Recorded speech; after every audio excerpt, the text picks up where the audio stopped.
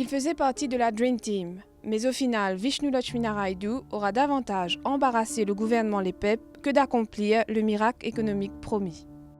Le miracle n'a pas lieu, à la place, scandale, contradiction et démission.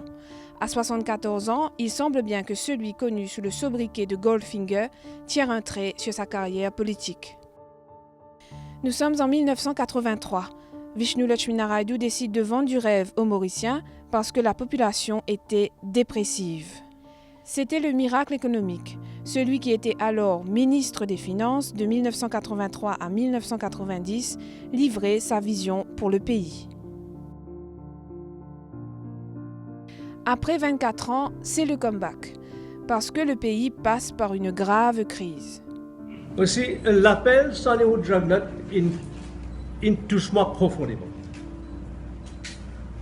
Et d'une certaine façon, ça fin ramène en moi toute sa nostalgie des années 80.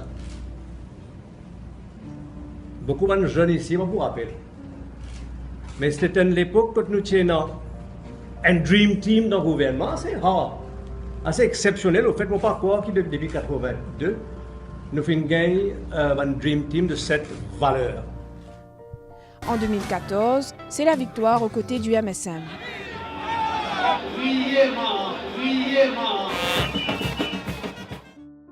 Le budget du gouvernement Les PEP présenté en mars 2015 vend l'idée d'un deuxième miracle économique sous le tandem Vishnu Lutchmeenaraidoo, Jugmohun. Non, je suis confiant, bien confiant, que le budget se passera dans les meilleures conditions. Sauf que sur plusieurs dossiers, Lutchmeenaraidoo prend le gouvernement à contre-pied, voire l'embarrasse.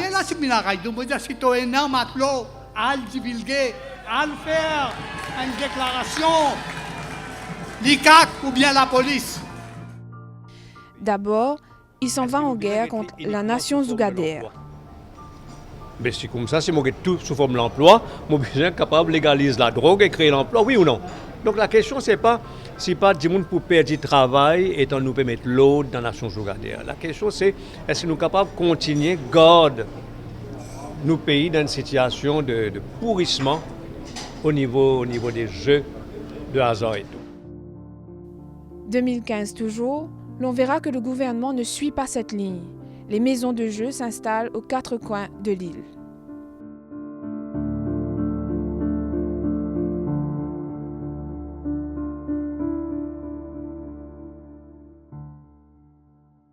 Puis il y a le scandale Euroloan qui éclate le 12 mars 2016, ce qui vaudra à Lutchmeenaraidoo le sobriquet de Goldfinger, suivant son emprunt en euros à la State Bank of Mauritius.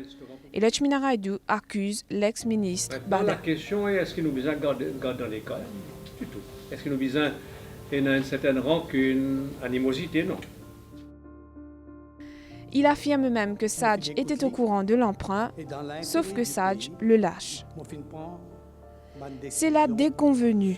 Vishnu Lutchmeenaraidoo démissionne pour surmenage et Sadj, au final, assumera ses fonctions aux finances. Vishnu Lutchmeenaraidoo du poste de ministre des Finances. Désormais, jusqu'à nouvel ordre, je peux prendre le portefeuille ministre des Finances et Développement économique. Mars 2016. Il est projeté au poste de ministre des Affaires étrangères, fauteuil qu'il occupera de manière anonyme tandis qu'un an plus tard, l'Express révélait les dessous de l'Euroloan.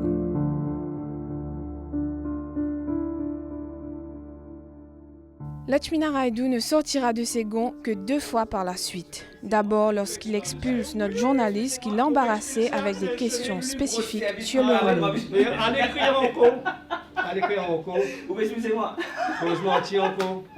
Très bien. Allez. Non, attends, là, tu donnes des questions encore. Allez, posez encore. Mais pourquoi on là? On explique. Posez des questions encore. Allez, qui question maintenant encore? Yes, on a les mêmes choses. Pose question encore. Yes, on a les mêmes. Yes, on a vous voulez un journal sacrementaire ou un menteur? On peut dire officiellement. Pour refuse deal avec ou acceptionner parce qu'il est un menteur. Maintenant, on va retenir que c'est sur la question combien de profit qu'il me fait. En mars 2018, c'est le ministère de la Pêche qui l'embarrasse.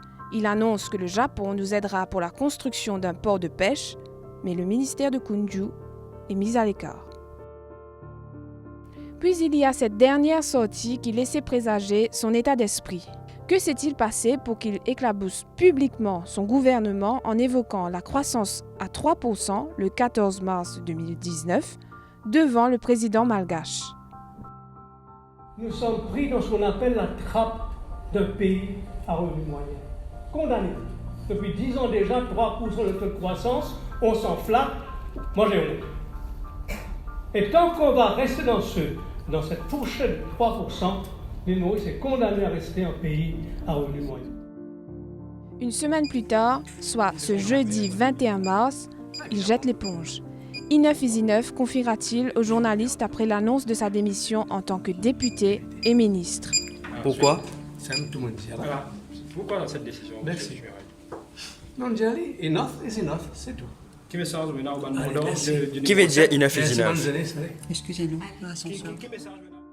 Comble de l'ironie, en 2016, un même 14 mars, Saj déclarait ceci aux journalistes: « Il faudra qu'on se débrouille sans Lutchmeenaraidoo. » Et à l'époque-là, moi, j'étais un camarade Vishnu, avec moi, comme ministre des Finances. Moi, bien dire qu'il était tout de line, comme dit anglais, elle y fait un travail. Mais moi, bien dire aussi en même temps qu'il m'a payé beaucoup de renseignements, remis, que Vishnu peut faire ceci, Vishnu peut faire cela. Il ne croyait certainement pas que l'histoire allait se répéter 3 ans plus tard.